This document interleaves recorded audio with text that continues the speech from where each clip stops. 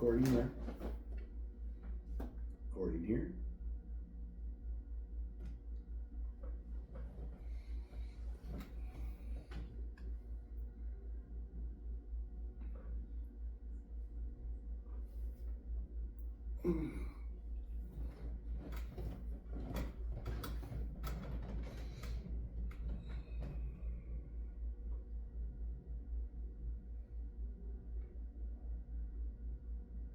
Take the high ground, or the high ground will take you. Friends, this is the Formless Podcast, episode 90, with Tyler, the superhuman, and me, Dustin. Good morning. Good morning. Man, where was that quote from? Miyamoto Musashi. Take the high ground. Or the high ground will take you. Wow. And you can interpret that a whole bunch of different ways.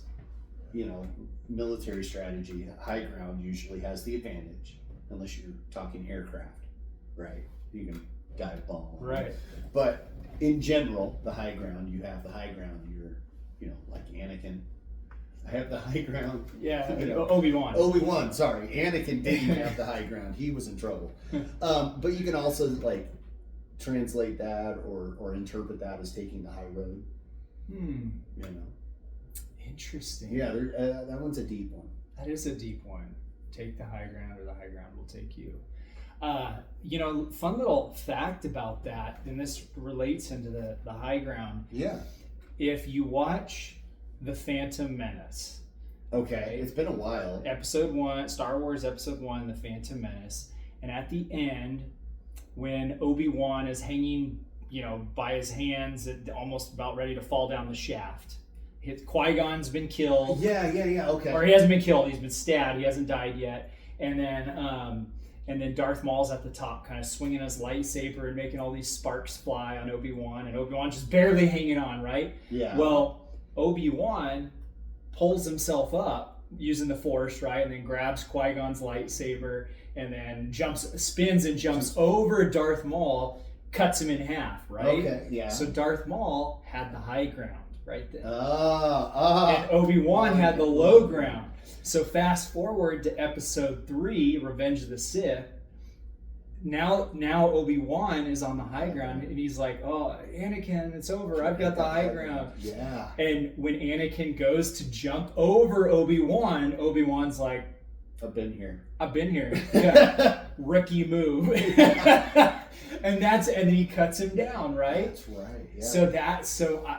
Then it gets even better. So then you fast forward to Return of the Jedi. Okay. And if you guys haven't seen these movies, then you had ample time, so no spoilers. Yeah, yeah. You guys, there was plenty of time. Episode 3 came out almost 20 years ago, 2005. Oh my! So then fast forward to Return of the Jedi, and they're on the Death Star, and Luke and Vader are fighting, and Luke backflips up onto this catwalk. Okay. And he's up there, and he's like, "I'll never join you," you know. Blah, blah, blah, yeah, join me.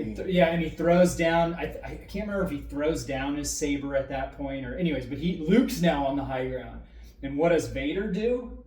Vader throws his saber up at Luke and cuts the catwalk down, so Luke falls down to his level.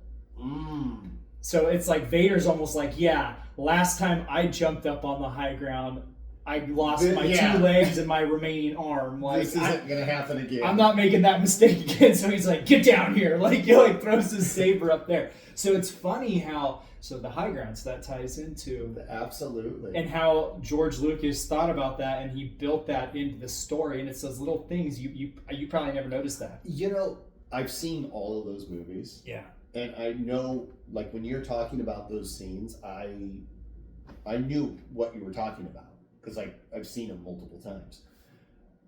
But I didn't put all that together. Neither did I. That's deeper than I went. That's really good. I think I heard it from a guy who was in the Army with one time, and he explained it to me, and I was like, oh, and I don't know if you read it on like a message board or something, but I didn't notice it either. That's like a scholar level, like almost scholarly level knowledge of Star Wars. Yeah, like that's some deep nerd stuff. Yeah.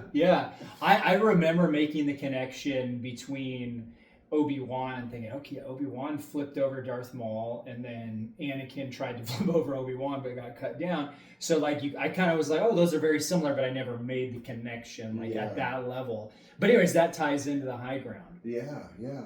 You know what's even more awesome about this whole little segment we just did? None of that was rehearsed. Like we just started talking. Yeah. You know. Yeah. And you didn't know what quote I was gonna say. That was all. That's pretty cool.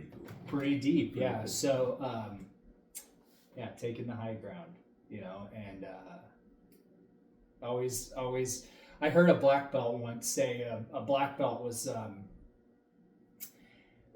he was having as the situation goes that I heard, was having some beef with, you know, some issues with somebody, and rather than this other black belt. You know, this black belt had issues with another person, and they were going back and forth. And I mean, it wasn't. They weren't like exchanging words. They weren't exchanging words, but it was just like the one black belt said. So I said that wrong. Not going back and forth. But the one black belt said, "Well, I'm not gonna say anything about that other person." Because it'll just turn into a back and forth. Oh, gotcha. And this black belt said, well, I'm just going to take the high road, and I'm like the high ground, and not say anything back. And I still remember that, and I thought that was really cool. Absolutely. And it's also the wiser decision. Like, instead of getting into a pissing match with somebody, like, what's the point? What's the end result of this going to be? You know? Yeah. But, you know, that was so funny. I have to tell a story about Coltrane. So when he's 15 now, but when he was like 7 or 8, he was a little pistol. Like he would, we had to keep an eye on him. Like he was the kind of kid you bring over to people's houses, and they'd be like, "Hey, Hunter, thanks for coming." Or Coltrane or no, Hunter. Oh, like his brother. "Hey, Hunter, thanks for coming. You're such a good kid." Cole. Yeah. Bring your parents with you next time. You know? and he just had this, like, he just was full of energy, right? Like full of energy. So we're at the park one day. We had some friends come from out of town. They brought their kids, and we took all the kids to the park. And they're all playing at the park, and there's a couple other families and kids there, and they're all wrestling around. And the adults are sitting over off the side, and we're all catching up. And one of my friends like smacks me on the shoulder and is like, "Hey, you need to keep an eye on your kid," talking about Cole. And I look over, and Cole's like mad dogging this other kid, right? They're like, you know, they're I don't know what's going on. I don't know what's pertained. So I just kind of, you know, raise my voice over and like, "Hey, Cole, you know, why don't you come over here for a second?" Like trying to get him away from that situation. And he looks over and he goes, "Dad, I'm just having a discussion." And he's like maybe 6 years old. But it was like the way he said it and the way he was looking at me, and he had his fists clenched, and he's like, "I'm just having a discussion." And they're like, "No, you're not. Get over here, kid. I don't need you scrapping with some other kid." But yeah. Oh. When you said that, going back and forth, that's what that reminded me of. But yeah, it's the wiser decision, I think, a lot of times. Like, what are you gonna do? You know, like going back and forth with somebody like that sometimes it's just, yeah. You're not gaining anything. No, and it's just slinging mud, and it's just, you're just getting down in the mud and with the pigs and slinging mud. And you know, I always like to think about it back, like when I was a kid growing up, like because we're what, 5 years apart. 5. I'll be 45 this week. Okay, this week. Yeah. Happy early birthday. Yeah. Thanks. Okay, so you'll be 45, so I'll be 40 later this year. So we're about 5 and a half years apart. Yeah. Okay. So we're about the same generation. Did you grow up watching wrestling? Absolutely. WWF. WCW. Yeah, like all that. Well, I remember just like when I was like a really little kid, like back in the 90s, like when this was like, I mean, I'm talking like 1989. the old wrestling like that, that's the old wrestling. Some people will be like, "No, it was the '80s, man." But those wrestlers, they would get so on these ego trips. Remember that? And it was, this person's talking smack about me. They had the spotlight. They had the spotlight, and it was always a battle of the egos. The what was it called? The promotional reels? No. Where they do the little talk in front of the camera and talk about how they're gonna crush whomever. Yeah. Well, I mean, just that, and then you get one guy, you get Ric Flair coming out, and and then Nature Boy Ric Flair, and then he's got a beef with somebody, and they're in the ring, and they each got their mics, and they're trading barbs, and it's stuff like that, and that just reminds me of like the ego stuff of like just like the trading, and I look back at that stuff, and I mean the wrestling was fun and watching it, but I'm like, man, like I don't know if that was like the best influence, for that type of stuff. Probably not really. Because that's teaching kids to have egos, and if somebody says something bad about trash to each other. Talk trash, and just I've never been a trash talker, and I mean, you do a little bit of it. I certainly did it in the Army, but it's just kind of like one of those things. Like, I mean, is it? Well, I guess I don't think it's worth it. It all depends on like what the goal is. Yeah. Like if it's a couple of guys hanging out and they're just goofing around and they're just bagging on each other, like that's just for fun. But like to do that to a rival or whatever. Yeah. I understand why like professional fighters do it all the time. Certain ones like Conor McGregor. Yeah. He's probably one of the more popular guys to do that. But it's also kind of dirty. It's dirty, and it's very immature in my mind. Yeah, but people like it. No, I know it sells tickets. No, I agree. It does sell tickets. It gets attention, and these people got to be right. We live in the day and age of these people are trading barbs on Twitter. Yeah. Right? That's my favorite. Yeah, I love that. Yeah, I love to watch people talk trash to each other on Twitter, say stuff they wouldn't say to each other's faces. That's for sure. That's true, and that goes to the Mike Tyson quote, which Mike Tyson said, "Social media has made y'all too comfortable with talking trash and not getting punched in the face for it." Yep. So that like ties it back in. But what do you think about that? Like the ego trash talking versus that quote of taking the high ground? Well, or the high ground, yeah. Yeah. High road, high ground. Yeah. So the childish part of me, the part that likes like drama, South Park and Beavis and Butthead and all of that stuff, really enjoys that and gets a good laugh out of it. The more adult side of me is like, you shouldn't do that. That's like, it's just shameful. But I understand that that's a business for some people. Totally. Even Twitter, like there's people that need that attention on Twitter, and they find ways to milk that for gaining personally or social credit or whatever. But I don't think I would engage in it at any kind of level other than fun. Yeah. You know what I mean? Yeah. Like I might trade quibs with you when we're sparring, like just goofing around. Oh, I got you, or you got me, or whatever. But I don't think I would take it anything more than that intentionally. Because that's just not. I don't think that's who I am really, and I don't think that's like you're not that way. Other than joking around, Yeah. I always thought that, I don't know, I kind of feel like people that do that all the time, I feel like they're like hurt people. Absolutely. Absolutely. I'm not a psychologist. No, neither am I. And I don't even play one on TV. But I agree. Like somebody that's always got to be doing that is. Oops, they've got some issue that they're dealing with. Yeah. And then it's like, I've noticed with people like that, like, it's almost like you're like, well, I don't know when you can take me seriously. Like when, can we ever have a real conversation when it's like? Yeah, I have a coworker, and actually, excuse me, we're in talks of having him on the show. He's got some other side projects that he does that I think would be pretty interesting. But we joke around so much at work, like when we do work together, it only happens about once a week or so. We joke around so much with each other that like half the time we don't know when the other one's being serious. Yeah. So we're like, hold on, wait, did you mean that? Like, oh, okay, sorry. So that that kind of thing could get you into trouble if you're not real careful with that. Yeah.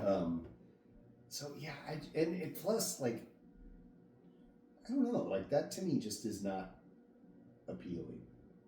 It's fun. Don't get me wrong. It's fun to watch and it's fun to like see, or it's fun to participate and like joke around. But once it gets serious, I'm like, eh.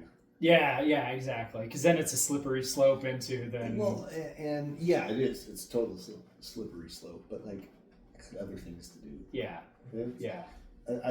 I there's a Facebook group here locally, and there's some people that are like, it's supposed to be like a buy-sell group, like, hey, I got my car for sale, blah, blah, blah. But for some reason, these two people that have been in the local news a lot are like, they've had restraining orders against each other. They've gone like all sorts of stuff. They're anonymously posting other like crap about the other guy. It's so like, these are full-grown men. Yeah, exactly. This, right? Like, come on. Your mama did not teach you something, obviously. Yeah. And like you said, you've got to have that camaraderie between coworkers, or like in the army among soldiers. Yeah, you've got to have that banter, and that is totally it takes the necessary. Stress away. Absolutely. Yeah, like totally agree. It's just at some point it's like, okay, like you're just around those people that are like joke. But the job still has to get done. Yeah.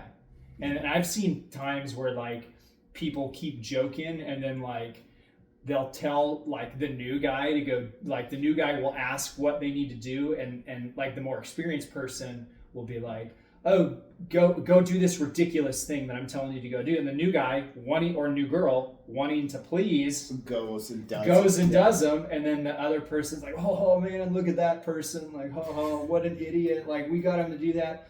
Man, I have no respect for that. Yeah. I think that's lame. And I want to go on the record for that. So, I don't think I've done anything too terrible like that. Yeah. But I used to manage. I was the closing shift supervisor at a grocery store, and I one time got this new kid, first job, and I went up to her and I was like, hey, I've got a store complaint. One of the customers called and said all of our salad dressings had separated. The oil and vinegar salad dressings had separated. And so I need you to shake all of these bottles and put them back on the shelf, right? And so then I made a loop around the store, and I came back, and she had gone down about halfway. And I go, hey, you're not shaking these enough. Look at these ones that you just did. They're all separated again. So but that's funny. That's harmless. Yeah. Like I'm talking about the really. Like she didn't have to travel anywhere. Yeah, or spend an hour doing something. That's harmless. That's funny. Like a 2-minute little. Yeah, that's funny. I just. Okay, so you didn't lose any respect for me. Then. No, not for that. No.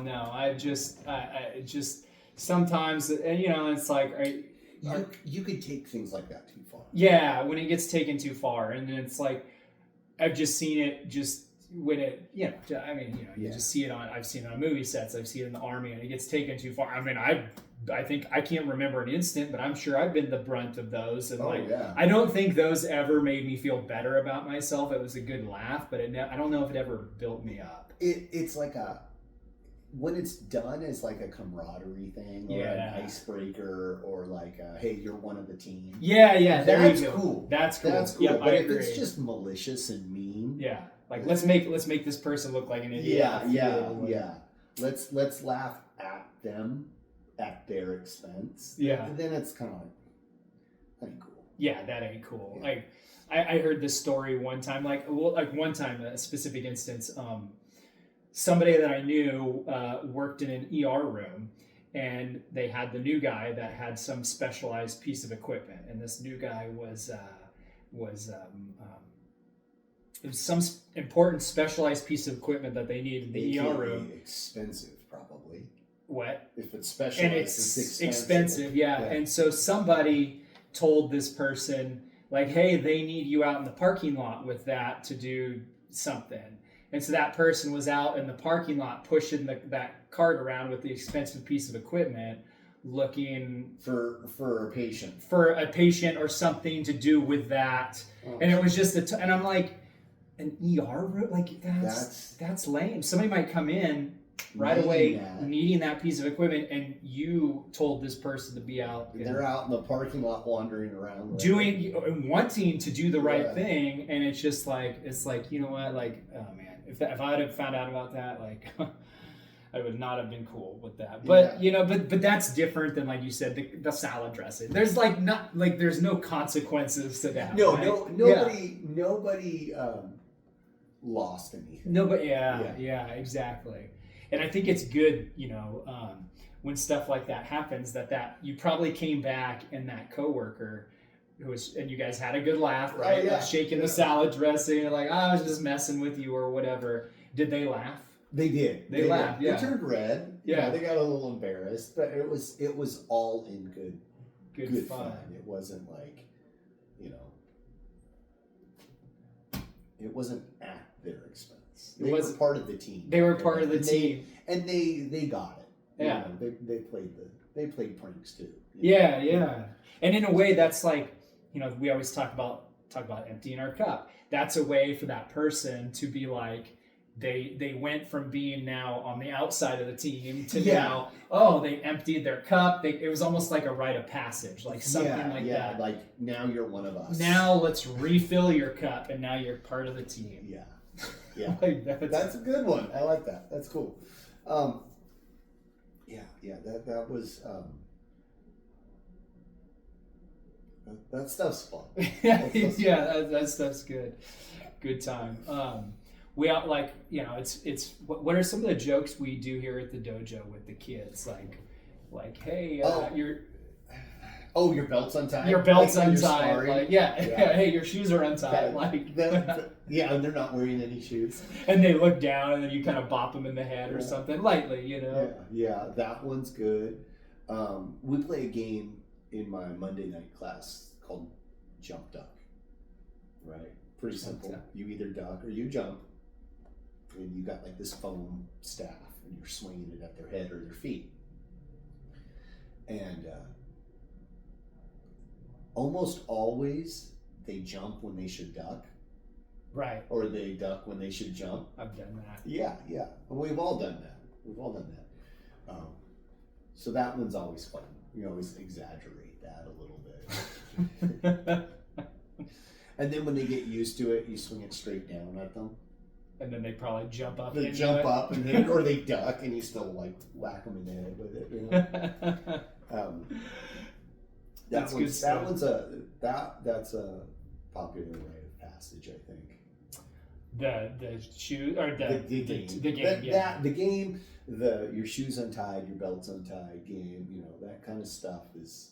I think everyone in this building has had that happen to them at one time or another. Yep. Yeah. And that stuff, that stuff, like your shoes untied. It's like, one, it teaches people, right? Because it's one, it's funny. It's like, what? Oh wait, I'm not wearing any shoes. What are you talking about? Yes, yeah, and then baps, and you get bopped, and it really teaches you, like, one, like, at least for me, it like you don't necessarily believe everything everyone says. Yeah. Don't take everything at face value. At face value, for good or bad. and then two, it's to maintain your frame, like, oh hey, look out the window. What's that? And then they look, and then you get hit. It's like, no, you keep your focus on your opponent. Yeah. Keep your eyes on the prize, kind of thing. Keep your eyes on the prize. Not only that, too. Like I find once you do that with, like, especially a beginner, somebody who's like really nervous, maybe they're a little on the timid side, and you gently do that. You kind of like you let them know that, like, hey, I'm not a threat to you. Yes. Yeah. Like, I am gonna help you along on this little journey here. Like, chill out. It's all right, kind of thing. Yeah. Can we pause and tell them? Like, I think maybe we should pause. Maybe you should tell them. Yeah, I will. Tell them just to go in the other room. Like, it seems to be getting worse. I mean, he can just edit around it, right? Yeah. Yeah. I just got that. It's like, guys, go. Just tell them the other room. Yeah. Well, when the mics are kicking it out.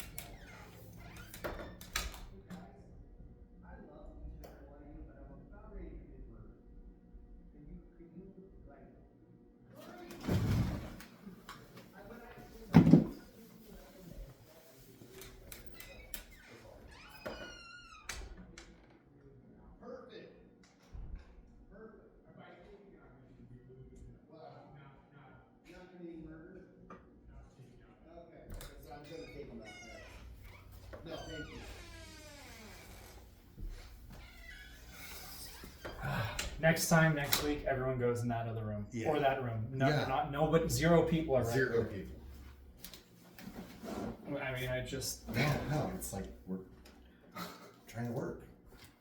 It never fails. Like on a film set, you hit record, somebody sneezes, somebody coughs. It's just like, for some reason, people do the opposite, and That's just... what you needed to do? It just miffs me off. Focus. And then right here, and it's, I just, like, guys, like, just... You can talk, just go in there and talk. Like, you don't have to be loud. You don't have the to problem be is loud. there's 5 people in it right now. Yeah. Should we wait, or what are we gonna? Yeah, we can wait. I was just like, it was roll too. Yeah, no, they just kept getting louder, and then you took a drink, and I was like, right now is the perfect time to cut it. It was just like bugging me because I it's like, we just need quiet. Yeah, absolutely. I can talk to you when we're out there, but we're sparring, No, that was good. I thought that was good. I tried to tie it into emptying your cup. I don't know if you saw that connection. Yeah. It was kind of a stretch, but like... It was a little bit of a stretch, but no, it was good. It was natural. You know what I mean? Like, I was more in awe of the fact that, like, we just hit it right off the quote, and like, I didn't have a quote prepared. I was like, oh, that's a great quote. I don't think I've used that before, so I'll just go with that one. I had it memorized, so. You know who that was that told me that quote, that black belt? Who? It was Tony. Oh. Tony said, I don't want to go back and forth. He's like, I just want to take the high ground, and he's like, there's nothing. He's like, I'm just going to take the high road. I was like, that's pretty good. Yeah. It's impressive. That was, yeah. And whether he, Yeah. Which, great, you should. Yeah, you should. You should.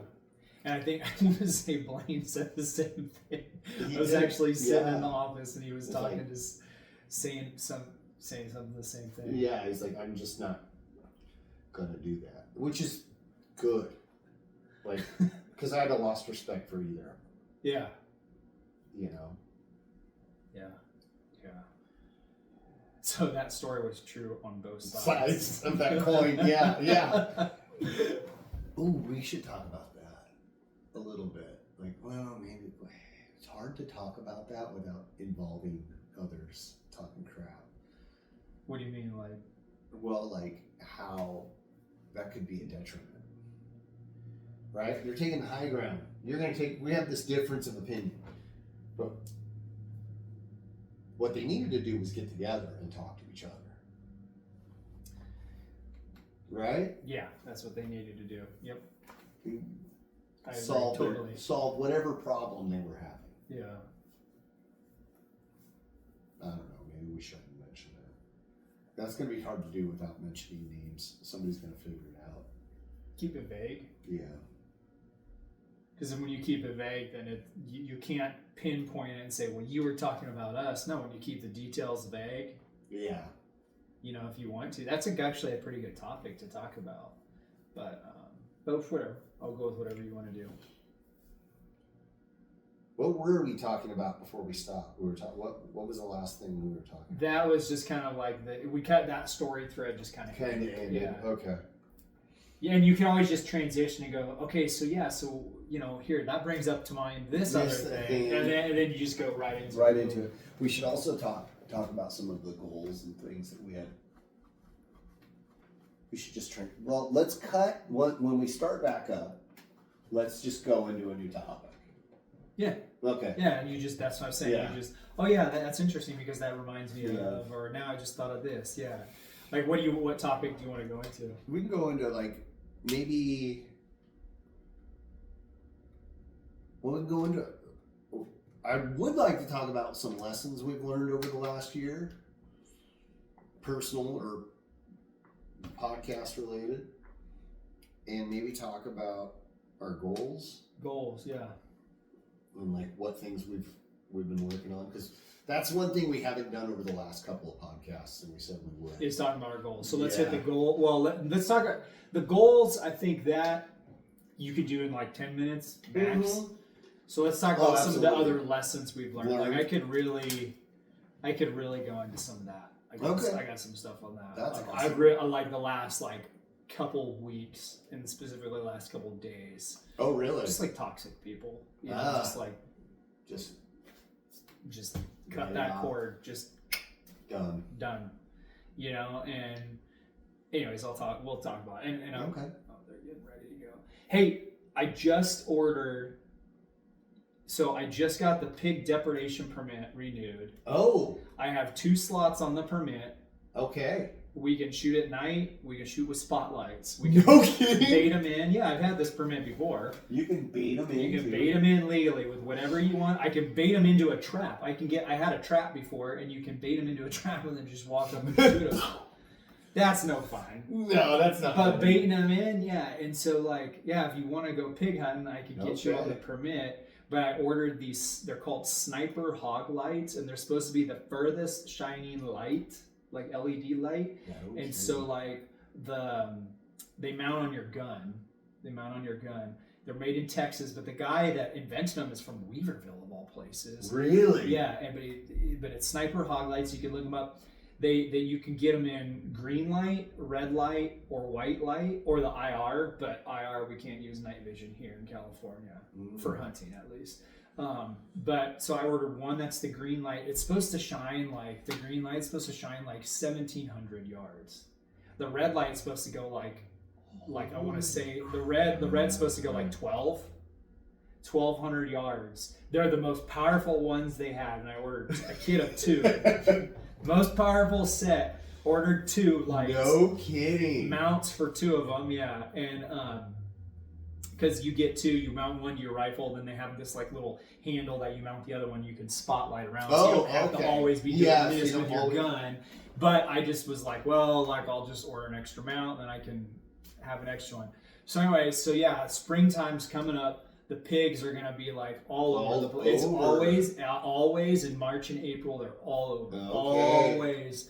And so with this rain, they're out. I don't know.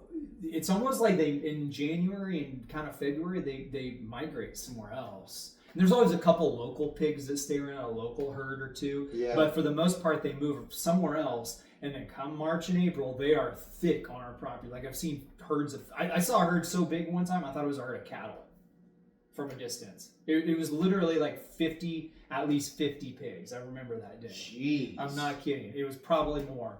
And anyways, so if you want to get on the permit, we can shoot. The permit's good for 40. If we shoot 4, I don't even report them.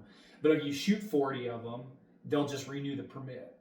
Oh my Lord. So, and spring is when they're fat. They're coming out of winter. Yeah. So they're fat. They're fat, and heavy.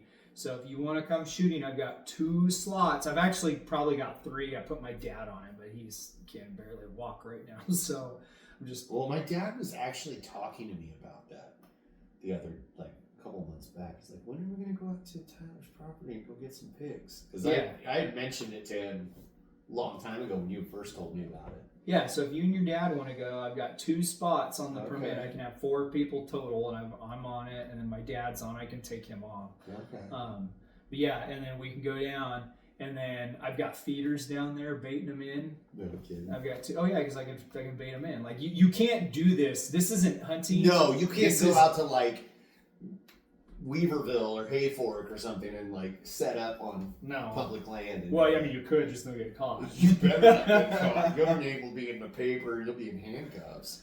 Yeah. So, but anyway, so we can only do it on our property. I've got feeders, and I've bought I shot that one, and we baited it in with like syrup and peanut butter and jelly, and a whole herd came in, and they came right up on me. Oh yeah. And but anyway, so if you want to shoot some pigs, but the only thing I tell everyone is we can't guarantee when they're going to come in. So what I'd like to do, like they're always moving around. Yeah. But March or April on a rainy day like this, they'll move section to section on our property. Like they'll just move around and they'll waller in the mud. But anyway, so if you want to do it, I'll bait in. I'm going to start baiting in where my game camera is, and it's my cellular game cam. So it sends a picture, so I know they're there. Following. Yeah, one day, this was like 2 or 3 years ago, all of a sudden I started getting pictures and these where I was baiting, and these pigs were just in this area that I had baited, and they were there for like an hour, and I was sending pictures to my friend, and he's like, dude, go down and shoot one of them.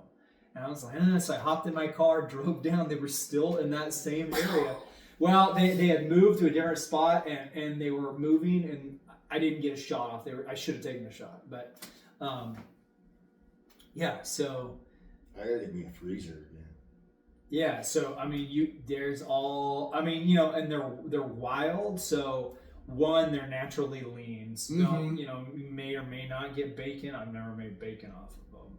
Yeah, but you still get like pork shoulders and ribs, the whole and thing, loins and pork chops and everything, sausage. And so I mean, if we shoot 30 pigs, there's 30 in your freezer. Crackling. So just in case, because we're talking about cutting people out of our lives. Like I took my other friends. I was like, you guys are not on the permit. You never use it. Like, really? Yep. So I just was like, I didn't even tell them. I just took them off. And I was like, nope. Oh, really? Are these your hunting buddies? Or? Yeah. Oh, really? Yeah. And I was just like, no.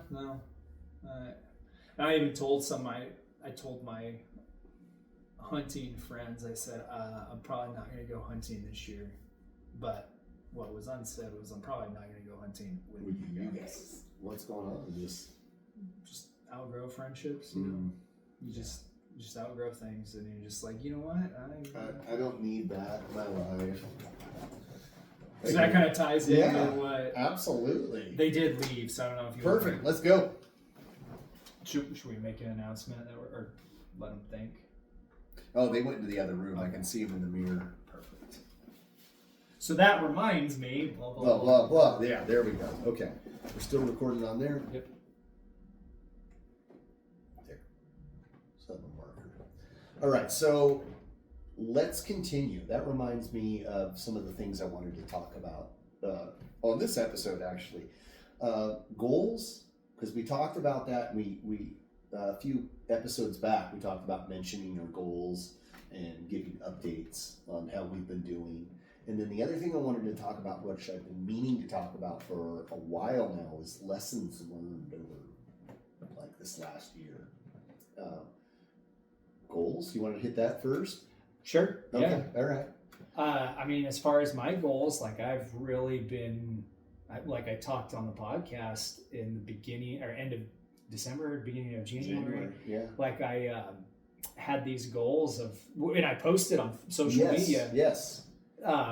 All these goals of for example, bench pressing 225 pounds. I've been hitting the gym 4 to 5 days a week. Yeah. I've been hitting it. And Definitely shows. Does it? Okay. Yeah, you're bringing sexy back for sure. Okay. Thank you. Glad to know you're married. It's a good. That was awesome. So Yeah. I'm staying on the goal. You know, like we got the black belt board out here Yeah. in the dojo that says "Stay on your goal." Well, I'm staying on the goal of hitting the gym, and Awesome. you know, some days it's you know it's just, like who doesn't struggle going to the gym? Man. You know. Yeah. No, mine personally, like I had. Yeah, let's hear yours. I had some of mine, and honestly, this month's been crazy. January, the whole month of January can just kiss it, as far as I'm concerned. Work, like, it's the slow time of year, and that's when things get like everybody starts pointing fingers. Yeah. Like, we're not making as much money as we were last month, so it's your what's up? Yeah, what's going on? How come we can't do this? And that kind of stuff. So that always just sucks. But it's meant that I'm putting in longer hours, so it's making free time much more limited. Yeah. So I haven't had a whole lot of extra time, but I'm still trying to hit them. And so basically what I'm saying is my progress hasn't been what I would like it to be, but it's still been progress. It's just been baby steps. Yes. You know? Yes. But I was really starting to feel down about it. Because like I made these goals, right? I'm going to get all pumped up and I'm going to go do them, right?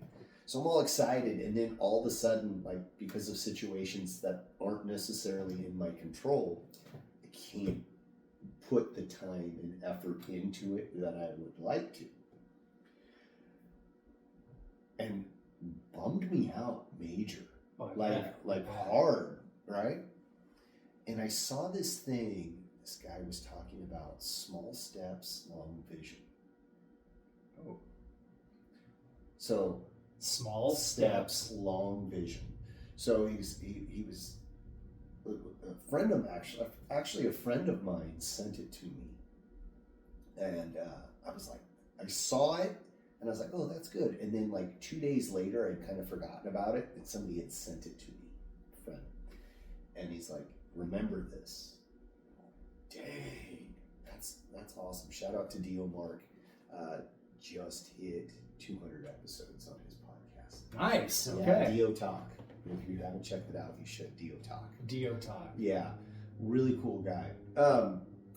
But small steps, long vision. So have the big, broad, grand vision. Just keep continually making those small steps that just walk. You're gonna get there, right? And the guy goes on to say, like, most people have that reverse. They have a small vision, but they're taking those long steps towards it. Interesting. Yeah. So small steps, long vision. So that got me out of my funk. I was like, you know what? I don't care. It doesn't matter because my vision's long, and as long as I'm making steps, who cares the length of those steps? As long as I keep making those steps. So that's something that I've been trying to remember when things get down. Well, when they're just not, you know how you get this vision in your head, or you get this like, oh, I'm going to do this, and then they don't turn out the way you want. That bummed me out. So like, so my physical fitness goals and my stretching goals haven't been what I wanted, right? Like I haven't been able to hit them as hard as I wanted to. Still tried, I just didn't. The results equaled the effort, unfortunately, right? But they weren't the results I wanted. Yeah. You know what I mean? Yeah. Okay. So, but the other hand, I did have some other goals. I got some stickers made. I'm going to show those here shortly. I gave you one. Oh, they're so cool. Shared it. You I posted on social media. Yeah. Those turned out better than I expected to. So that was really cool.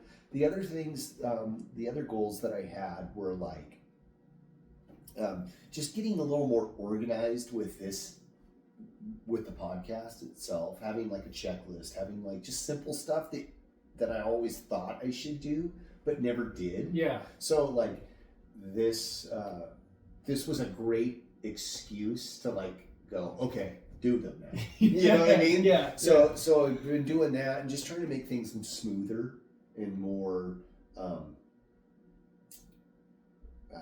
for lack of a better term, just more organized, I guess. More Streamlined. Yeah. More like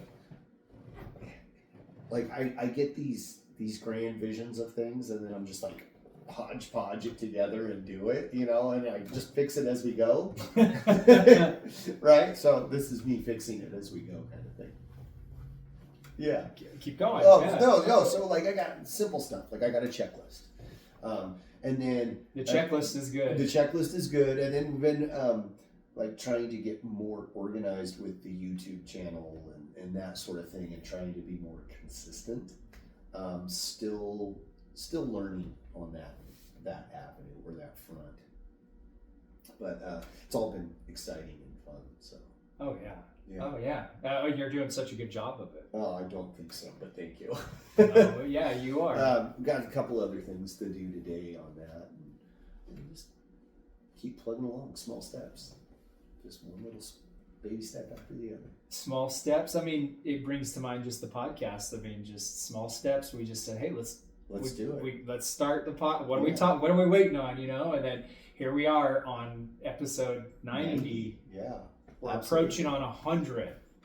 For sure. We still gotta get our heads together around what we're gonna do on episode 100, or what we're gonna do in honor of episode 100. I have a couple ideas. Okay. I have cool. a couple ideas. Cool. Yeah. Yeah, I got a couple ideas. Right on. But yeah, no, that's interesting because when it comes to a lot of like I mentioned earlier, like the goals and a lot of it goes back to emptying your cup, and getting rid of some of those preconceived notions and organizing yourself a lot more, throwing stuff out, and it's almost like emptying your cup of everything and then being like, what do I want to put back into this thing? Well, yeah, what's useful, what's not, what am I going to keep? The Bruce Lee. What am I holding on to that I need to let go of? Yeah. A lot of times it's like we were talking, letting go. It's sometimes it is emptying your cup, and sometimes it's just letting go of stuff that's there. Yeah. So physically or emotionally. Well, like I've got this garage, right? We got all sorts of stuff in it. From everybody's got stuff in it, and you go through it. You're looking for something. You go through it. And you like pull out a box. I'm like, what is this? I've had this for so long, and I didn't even miss it. Yeah. Why am did I hanging on to this? This was important to me at one time, but done. round filed. Yeah. Just let go of some of that stuff. Let go. I talked to a couple that I know. I talked to them on New Year's Eve. Actually, I was at this New Year's Eve party I go to every year. It's like a really awesome New Year's Eve party, and there's a husband and wife that are there every year. I see them a couple times a year at these people's house, and they have like a party in the summer and a couple in the fall. They got them all, and they're good parties. See this couple all the time at these parties, and they're like, we're getting out of California and we're going to another state, and then somewhere in the Bible Belt, I think it was they were looking at, in Arkansas or something. And the lady, she goes,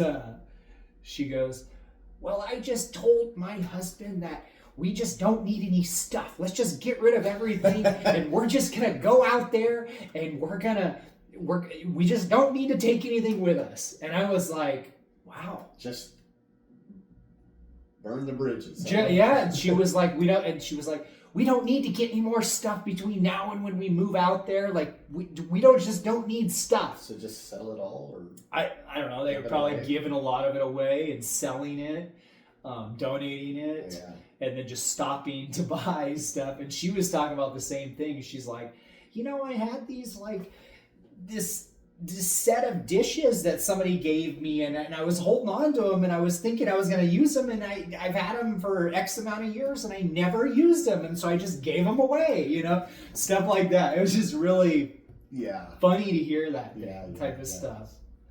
It was really good. So that's awesome. That's similar to what you're saying. Exactly. Like why did I find that thing in the garage?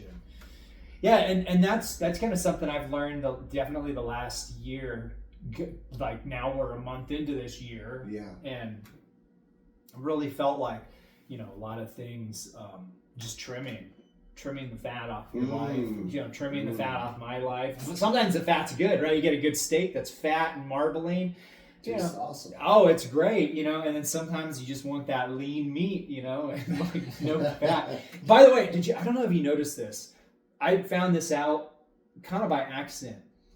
If you use lean ground beef, I'm talking like 93% lean or 90 something, that makes the best taco meat. Lean ground beef. Really? Yeah. If you use the more fatty taco meat, like it'll clump together and it's kind of got fat in it, Yeah. But that really lean ground beef is real crumbly. It doesn't stick together. It falls apart. And if you use the right amount of seasoning, man, it's like that crumbly ground beef or a ground turkey I've been trying. Anyways, so that's lean versus fat. I think ground turkey and turkey bacon is un-American. That's true. That's true. It might be healthy for you, but it's un-American. That's true. Wait, so is it just because it's ground turkey and turkey bacon? I mean, we eat turkey on Thanksgiving. That's the only time I eat turkey. Okay, all right. Unless we go turkey hunting. Then I would make an exception. We can eat turkey twice a year. My wife always wants to buy like turkey for like sandwiches and stuff. Like, what? I'm not a big fan of turkey. Okay. Like, it's okay. I've had turkey. That's a whole other topic. I'm getting sidetracked. Turkey's all right. I'm just ribbing you. It's so good for you. It is. Turkey. It's supposed to be really good for you. It's lean, right? Oh, very lean. Jeez Louise. And then you eat a bunch of it and it's got the tryptophan, makes you sleepy, But back to the trimming the fat, lessons learned, I've noticed since we talked about my goals, like going to the gym a lot and like really working on like shaving down the belly fat that I have. Like I'm already a pretty slim, slender guy, but I've got a little bit of a belly fat right around the belly button. I've had since I was probably 12, and I'm still working on getting that off. But I see that slowly getting less and less and less. And I'm working on that 8-pack, right? And it's so nice to see that thing starting to just emerge, almost like a millimeter at a time or something. The smallest little, Right on. Hey, question. And hopefully this isn't too off topic. With working out, I read there's studies that show physical fitness helps you with your mental health and your cognitive abilities and stuff. Do you notice any difference upstairs in your head? Yeah, I do. Yeah, and I'm not an expert on physical fitness, so like I don't know. Like I'm not. That's not my. That's expertise. not your expertise. Yeah. But I have noticed the difference. Yeah, I think there is nothing negative about physical fitness. Like it's. When you exercise, you feel better. I mean, your heart's pumping, so you're pumping more blood, you're filtering out things. I mean, it's just, I have noticed the difference in a way that I don't know that even medications would do. Again, I'm not a doctor, I'm not a psychiatrist. I agree. It's my personal opinion that, the mental health. So I've heard that before. Yeah. Right. And I get grouchy and irritable. Like if I don't get to do Saturday class. Yeah. Or if I don't get to do my routine. You always talk about how your wife you're too grumpy. You're too grumpy. You need to go punch somebody. Or you need to get punched. If she's really mad, she'll tell me I need to get punched, which generally is the case. Yeah. But it always, it shifts my focus and shifts my attitude. Doing something physical, whether my preferred physical fitness is to get on the mats and spar or drill, but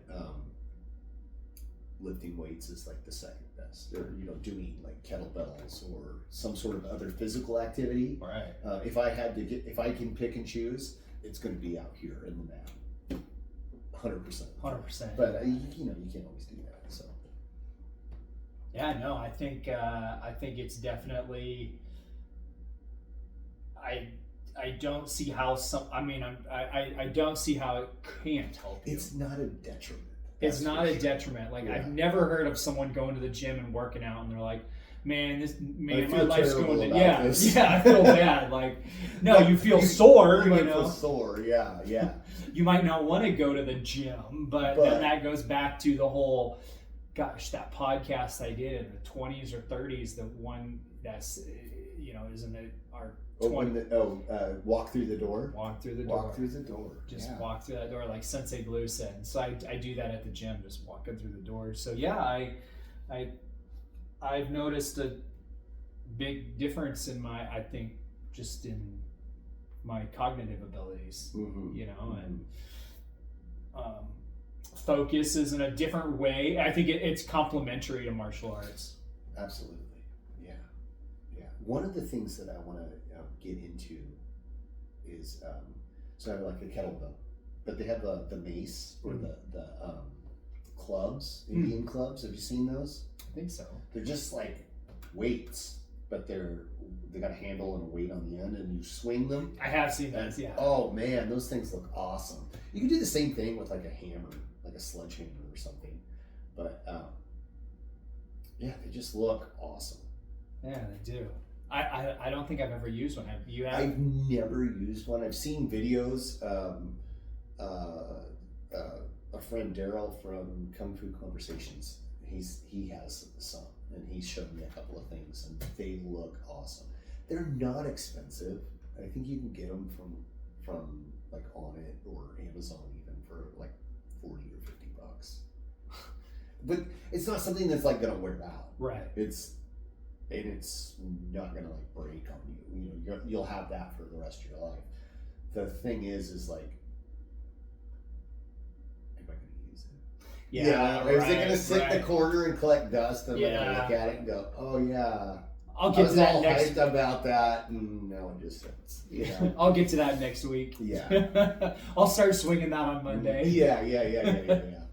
So, but they seem like a fun way to exercise. Yeah. Like we have a treadmill, or not a treadmill. We have a stationary bike, and like that just never appealed to me.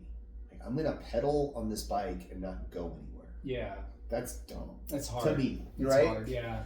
But you know what's interesting? I got on there and did 5 miles like that, just watching YouTube videos or like listening to a podcast. Get my head out of the fact that like I'm just right now. If we get a couple of mountain bikes and go ride a trail, that I'm down. I can jump on that and go, or a road bike, whatever. As long as we're moving somewhere and there's scenery, there's a purpose behind this effort. Yeah. That's totally different. Going up on a mountain bike trail, or even a road bike. And just riding on a road, like you're traveling, you're moving somewhere. The stationary bike, where it doesn't matter how hard you pedal, you're not moving. That's to me is like, yeah, no, we're not even powering a light bulb or something. Let's make a purpose to this thing. But doing that and like having some sort of distraction, you probably, like I noticed I didn't even realize the fact that I was doing this ridiculous thing, not moving. Yeah. So that it's just an observation. I ran, 20 minutes last night on the treadmill at the gym, and I felt good, but I was like, man, this ain't the same as It's not the same as like running. Not even close. Running on a track, even, or a trail. Yeah. Yeah. No. So. But they got TVs and things you can distract yourself with, so you can put in more as opposed to just like what's between your ears. Yeah, you can do that. You can watch the news. You can watch. I think I was at the gym the other day and I was on the treadmill and they had Goodfellas playing on the TV. Oh, that's a great movie. Goodfellas. Yeah, I haven't seen that one in a year. I think I've only ever seen it once. Really? Is that Ray Liotta? Joe Pesci, Robert De Niro, Sharon Stone. That's an excellent lobster movie. Yeah. So. But yeah, and one of the other things too, like that I've really been doing the exercise for is now that I'm getting a little bit older, my blood pressure, starting having to have issues. Oh, okay. Yeah, where like I had high blood pressure for a while last couple months.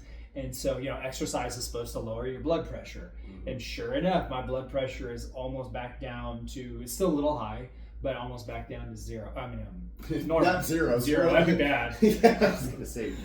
But normal. We're going to be amongst each other in a different circumstance if your blood pressure zero. Yeah. Yeah. So, but that's been another thing too. So. Well, that's got to feel good. Yeah. And I don't take, don't take any meds. I take zero meds for anything. All natural, I think if I do one natural way I found that's supposed to lower your blood pressure is beet juice or beet powder. You mix beet powder in with your water or a protein drink. And then another one is magnesium taurate. It's magnesium taurate. Mm-hmm. And you just take you take some of those capsules. It's like 3 according to the bottle I have, and that lowers your blood pressure. So I couple on that with working out, and probably stressing less too helps. Stressing less too helps. Just like we talked about, shaving off different parts of the life and just different activities and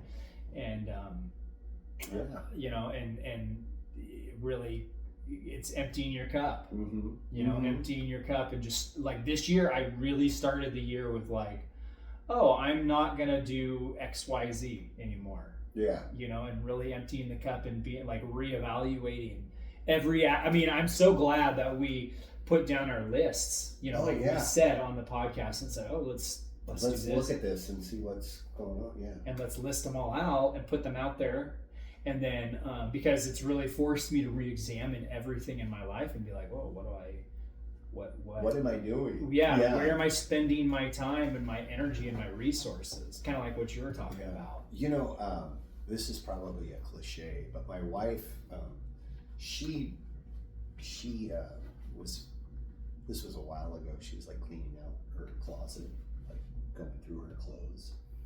And she was talking to herself, not like having a conversation, but she was like asking herself a question. Yeah. Does this bring me joy? Right. So she's like going through each one. Is this worth keeping? Basically. And I was like, what are you saying? Like laughing at I just overheard it in passing. What are you doing? You wackadoo. And she's like, well, I'm just trying to figure out if I need to keep this. And I'm looking for a reason. Like, do I want this? Am I going to hang on to it? Am I going to use it? Or do I need to get rid of it? Yes. And so she had like 2 piles. She's like, nope, yes, nope. And it was like a good way to like, oh wow, I could reevaluate some things and use that tool, That was a good one for me to learn. That's a great one. I think a lot of times when we hold on to a lot of stuff like that, there's some more like emotional and psychological things we're hanging on to versus like, is this good for me, or is this moving me further down the road I want to go. Right. Yeah. Well, so kind of what your wife was doing is fantastic. I think that's awesome. Like that to hear. Yeah. At first I was like, kind of like, you nerd or whatever. But then the more I thought about it, I was like, oh yeah, that makes sense. Yeah. And I think there's a release there, a psychological, mental, emotional release when you just say, I can get rid of this stuff, and you're not holding like the baggage that we hold on to in our storage areas, our closets, our garage, our car. That's literally, in my opinion, a reflection of like our internal state. I heard that one time that people with messy rooms, that's a reflection of their internal state. If you have a physically messy room. Oh crap. Okay, I said that without knowing anything. Like I've never seen your room. yeah, that is absolute. I concur, sir.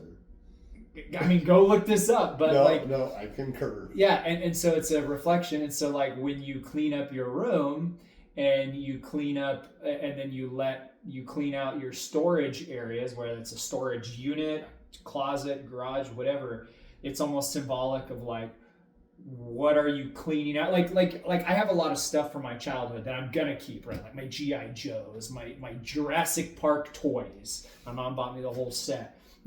All my binders with all my schoolwork from kindergarten to high school, right? That I'm holding on to that stuff. But like I'm talking, there's a lot of other stuff that we just don't have use for, or somebody offered to give us a TV 10 years ago and now it's outdated, but we're still holding on to that TV for some reason. Yeah.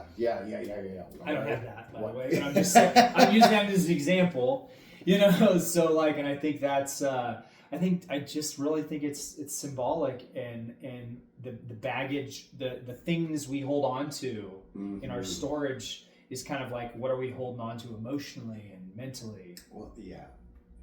I could be wrong. No. I agree. I don't think you're wrong. I think you're right for you. But that's true. That's a good way to put it. So like, I am a saver. Like I'm a pack rat in a way, because I'm always like, ooh, I might need that later.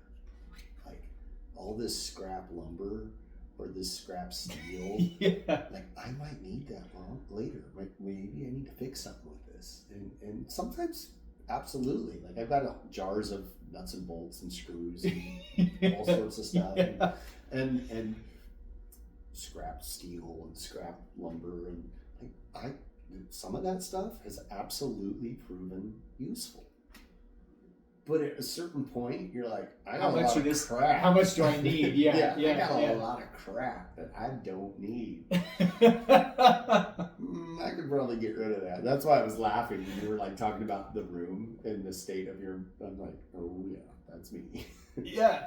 Oh, I've never seen your room. I wasn't saying. No.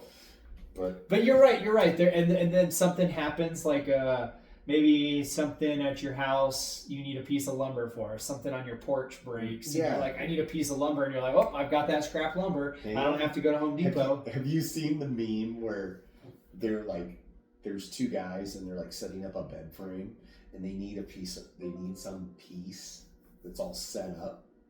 And the guy's like, it's done like mimes. Okay. They're not talking, like you can't hear what they're saying, but the guy's like, I need a piece like this. Or, he's like holding some weird shape up, and the other guy gets this like light bulb moment, and he goes digging through the garage and he pulls this scrap piece of lumber out that's like this shape that the guy's making. Yeah. He's been holding on to it for like 100 years, Yeah.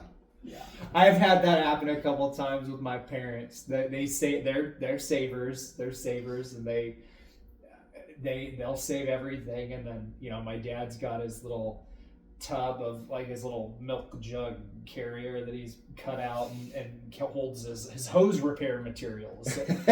Well, when you have a garden and you got horses and you gotta like water all these things, you probably get tired of breaking hoses, and you got to have stuff to fix them, to repair them. And so, but there's been times where like, we needed, oh, hey, do we have this item? And my mom will be like, oh yeah, and she'll go in her cupboard, and she's been saving it for 20 years probably for that exact moment. She's like, I've got that. Growing up, we had a junk drawer in the kitchen. Yeah. And it had like nuts and bolts and rubber bands, cheap tools and rubber bands from all the crappy furniture that you buy that you put together, like the generic little Allen wrench, probably had a half a dozen of those in it. Scissors and just buttons and just crap. Yeah. Right? A couple of stray playing cards. Yeah. Right? Am I right? Like, no, you're absolutely right. A ruler. Yeah. Some tacks. Swiss Army knife, half maybe. roll of tape. Yeah, half roll of tape. The one that you can never get the strand off. Yeah. To use. I'll miss that later. Yeah. Some unsharpened pencils. Broken nail files and stuff. Yeah. Yeah, we had one of those. I think that was pre-internet. Like everyone had one of those. I think, at least in my neighborhood where I grew up. Yeah. Yeah, we all had those scrap drawers. Yeah, those are funny. No, but I think definitely it's so far, as far as goals for me, it's been a good year. Good. Yeah. What about good me? Start. Honestly, I think so. Overall, like if I was gonna give myself a letter grade on like how well I stuck to my goals, solid C. I'm a harsh critic of myself, but I would say definitely average. Not as good as I'd like, but not for lack of effort. Okay. Does that make sense? Yeah. Like, I'm not where I would want to be at the end of this month. Like, when we first did this and I envisioned, I thought I would have much more progress, but it's not where I want. So, high C, low B, we'll say. Yeah. So what do you think you can do better? But it's not for lack of effort, like you said. What I could do better. Or what could you change? My attitude, for one. Instead of being poor, pitiful me, work is hard, and I'm tired. Yeah, so is the rest of the world. Suck it up, right? Plan it out. I'm good at like writing out a plan, but if something happens that I didn't plan for, that screws with me real bad. Yeah. So I need to like plan it out and plan contingencies in there. Like, oh hey, if this doesn't work today, I'll catch that up tomorrow. Or, step A, if step A can't happen, step B and C need to do, whatever. Just organize that a little bit, and I think that would work. Well, and you too, you have a wife and 3 kids, so you have some Sometimes, leeway. Like this morning, Tom woke up sick. Yeah. So that was not planned for. Well, I can't cancel. Like, he was supposed to test yesterday. He didn't end up doing that, but I had already made a commitment to come down. So I was like, okay, well, plans had to change. So this has got to happen, right? Yeah. That kind of thing throws you off, or throws me off. So I need to plan for those unexpected things. And I think just like scheduling out a list and just being like, okay, work from this time to this time, squeeze in this little thing today. Mm-hmm. Squeeze in this little thing and do this project and that kind of thing. I think if I would have done that at the beginning, I would have had a much better result at the end of this month. Okay. Does that make sense? Yeah, that does. Yeah. And that's something like just lack of, that was just my own lack of planning. Huh. Like I made a goal list, but I didn't go any deeper than writing it out. I didn't like plan that out very well. Does that make sense? Yeah. So like, oh yeah, I'll do that. Well, how are you going to do that? I didn't ask myself any of those kinds of follow-up questions. That's the thing I'm looking for. I didn't ask myself any follow-up questions. Like you said, okay, I want washboard abs. Well, how am I going to get that? I need to exercise. Okay, well, how am I going to accomplish that? I'm going to join a gym. Okay, boom, right? Like you asked yourself those questions, you planned it out, and you went and did it. I was like, oh yeah, I'm going to exercise and stretch, and I'm going to, a handful of other things. Well, if it wasn't in my immediate grasp to go do it right now, it got followed through, but it didn't get done. Yeah. You know what I'm saying?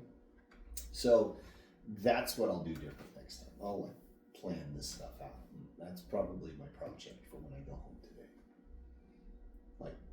Literally plan out my week more. That sounds good. Yeah.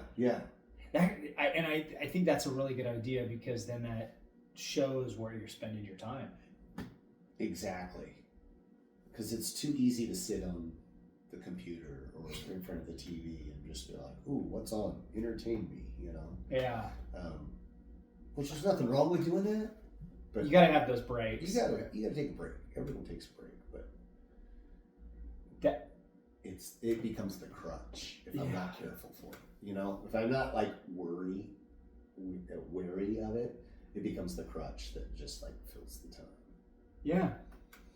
That was another thing. This ties into what you just said. It becomes a crutch that fills the time. This was something I did not expect to happen this year that I actually did. So today it's been 4 weeks since I have watched a movie. Oh. It's been 4 weeks since I watched a movie. Wow. And in 4 weeks, so 4 weeks ago, the last movie I watched was Horizon with Kevin Costner. Fantastic Western. One of the best Westerns I've ever seen. Ever. Really? Oh, it's so good. That's high praise. Yeah. But I watched it and I was like, you know what? I mean, what am I going to follow this up with? What am I going to follow? And I'm a filmmaker. Yeah. I'm a producer. A wannabe actor. And a screenwriter. And I took a break from watching movies. And and it was almost unintentional. I just woke up the Sunday after, so it'll be 4 weeks tomorrow. I woke up and I was like, I don't think I'm gonna watch a movie today. And I didn't watch any TV, nothing, no streaming, no nothing for 2 weeks, wow. Nothing. Maybe a TikTok video or two, okay, or something on YouTube, something pops up while I'm listening to music, but nothing like that. And so in the last 4 weeks, the only media type stuff I've watched is some episodes of 1923 with the Yellowstone, spinoff, which is a great show, and then a little bit of bits and pieces of some Designated Survivor, which I didn't really watch that. It's just you see them in passing when other people are watching them. But I've really taken a break from that, and when I come home at night. And the TV is no longer an option, and these streaming services are no longer an option for me. You really start to say, well, where am I spending my time? Yeah, what am I doing? What am I doing? Once I fix dinner, and I'm not watching something while I'm fixing dinner, I'm fixing dinner. I'm present, fixing my food. Mm-hmm. And then I get done, I wash my dishes, then I'm like, well, now what? What am I going to do now? And it's I've almost taken out reading. Even books from my attention, because I'm even going deeper. I'm like, where's my attention? Am I looking for my next attention fix? Mm-hmm. Or am I progressing on something? Am I progressing on something? And so that's when I've noticed you really see where you spend your time, because when movies and TV aren't an option, and books, it's what am I going to read? Okay, Zen and the Martial Arts, that's a great book, and we've been going through that, right? But anything else, I'm like, where's my attention? What am I giving my attention to? Because if you think about it, you know this, our time and attention is the most valuable asset we have. For sure. And where are we spending it? And I'm like, where am I spending? I could sit and watch a movie for an hour and a half. Most movies are 90 minutes to 120 minutes, so an hour and a half to 2 hours. So you don't have to worry about what's going on in here. You don't have to entertain me. You're entertaining. You're in receive mode. Yeah. if I can do that every night for an hour and a half and watch a movie, I can go to the gym and go for an hour and a half, because that's a better better way to spend my time. Or you can work on something. Or work on something, improving your business, cleaning out your garage, whatever. You know what I'm saying? Like, yeah, write a script. Writing a script. That's what I'm working on. That's what if I had to guess, that's where I thought you were going. You're like, I quit watching movies every day because I'm working on a movie or something. I would have bet money that you were going to say that next. No. But that's interesting, because I did have that thought. I was like, well, I can sit and spend an hour and a half every night watching a movie, or I can sit and spend an hour and a half every night and work on a script of my own. Mm-hmm. So that's in my mind to do. Yeah.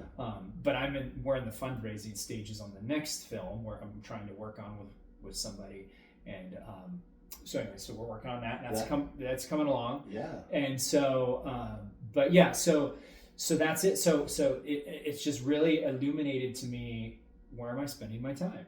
Mm-hmm. You know, and not having shows to watch, and you got to have those brain breaks. I'm not saying like give up. You're not a machine. Yeah, you gotta be able to turn it off. You gotta live life. Humans have to have storytelling.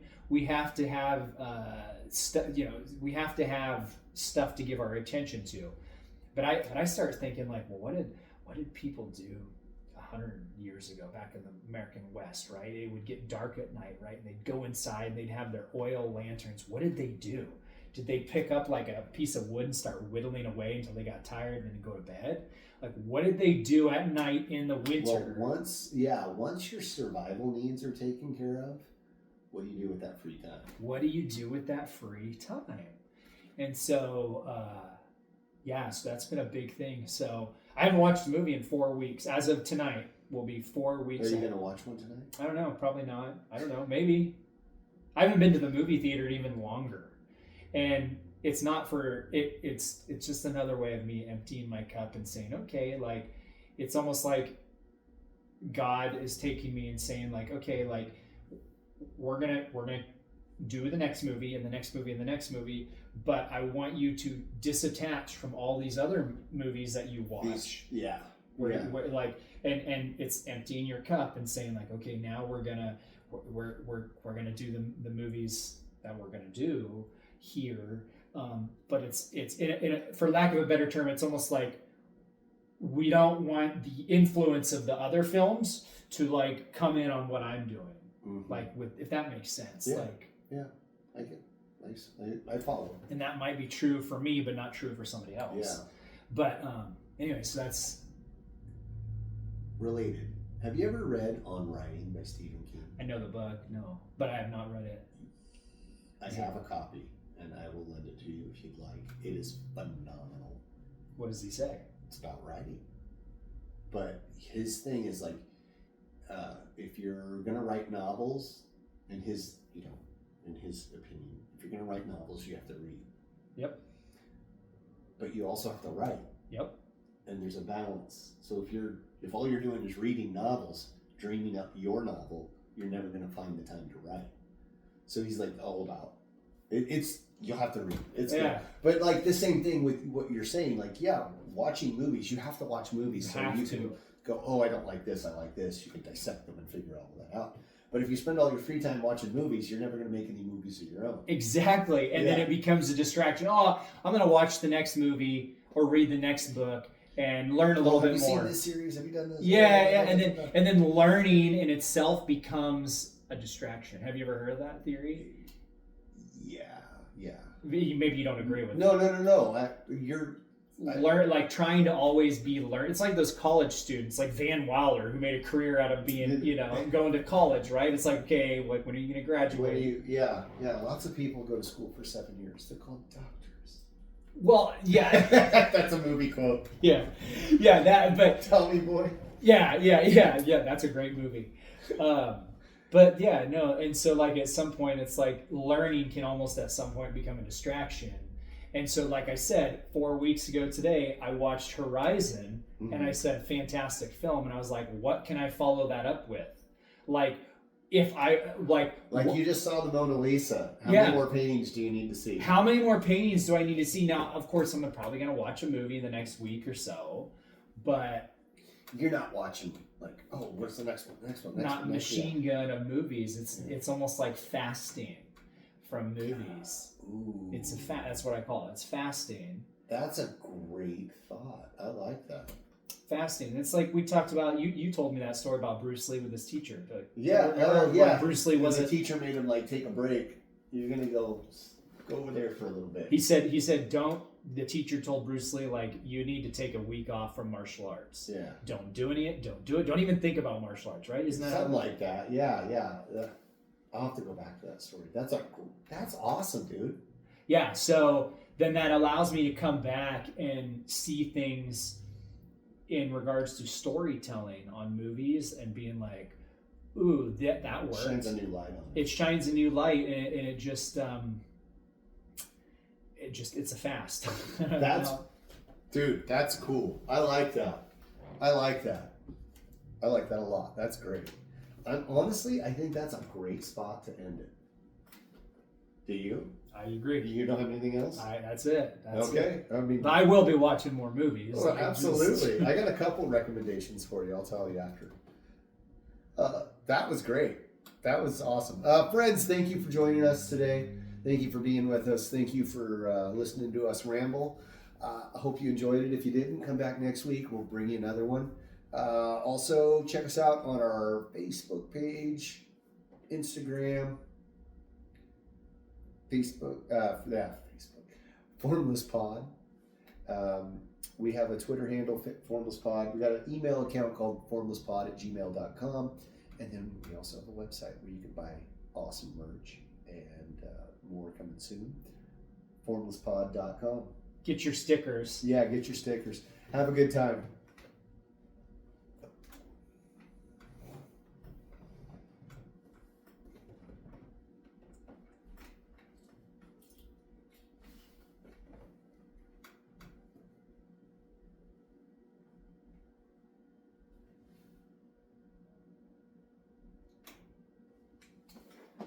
That's sustaining it.